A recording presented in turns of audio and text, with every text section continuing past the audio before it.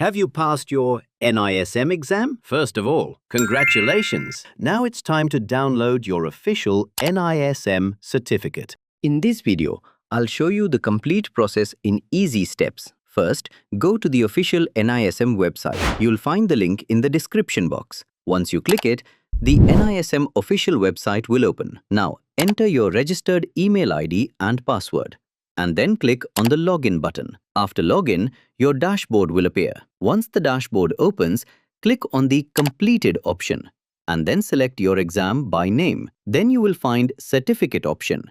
Just click on the button.